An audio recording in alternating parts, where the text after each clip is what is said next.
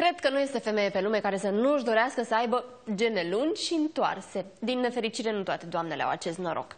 Bine, o variantă ar fi să folosească mascara specială care îngroașă și lungește genele, doar că problema este că aceste produse sunt pline de chimicale și mai devreme sau mai târziu genele vor avea de suferit, cu atât mai mult cu cât vorbim și despre un rimel rezistent la apă.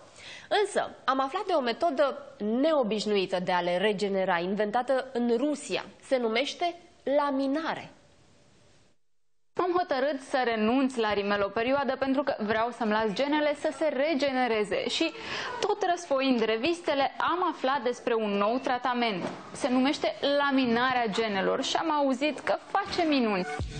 Înainte de a mă supune procedurii de laminare, vreau să aflu mai mult decât am citit în reviste. Tabia, spune-mi care sunt avantajele laminării genelor?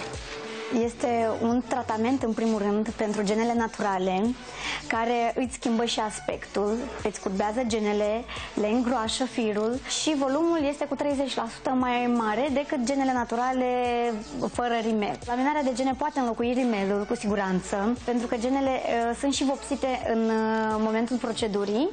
Totul se întâmplă simplu și rapid. Înainte de începerea tratamentului, genele mele sunt demachiate. Apoi mi se aplică 2 bucăți de silicon cu o substanță specială pe ploape, care îmi va curba genele. Urmează hidratarea genelor și ultimul pas este vopsirea lor. Laminarea este o tehnică inventată în Rusia, iar tratamentul este făcut doar cu produse bio.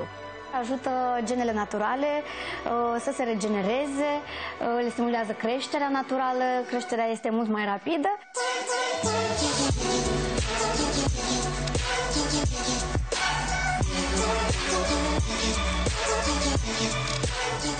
Tratamentul este gata, a durat aproximativ 40 de minute și eu rezultatele deja le văd. Genele mele sunt mai închise la culoare, mai voluminoase, mai întoarse și în 24 de ore volumul lor va crește cu aproximativ 30%, ceea ce înseamnă că se va vedea mult mai intens efectul.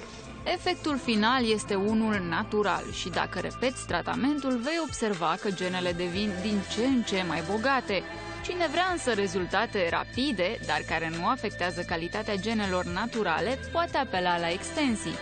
Extensiile de gene fir cu fir se aplică la jumătate de milimetru de la ploapă. Când alegem genele pe care trebuie să le aplicăm, le personalizăm în dependență de calitatea celor naturale. Firele sunt dimătase și sunt de diferite grosimi, lungimi și curburi. Adina poartă extensii de gene de 1 an și jumătate, iar până acum a renunțat la ele doar 2 luni. Aveam emoții la început, că mi-era frică să nu-mi se înroșească ochiul, să nu îmi cadă genele mele naturale, dar nu. În momentul în care am luat acea pauză, genele arătau la fel ca înainte. Atât după laminare, cât și după ce vă aplicați extensii, este important să respectați instrucțiunile de îngrijire ale specialiștilor.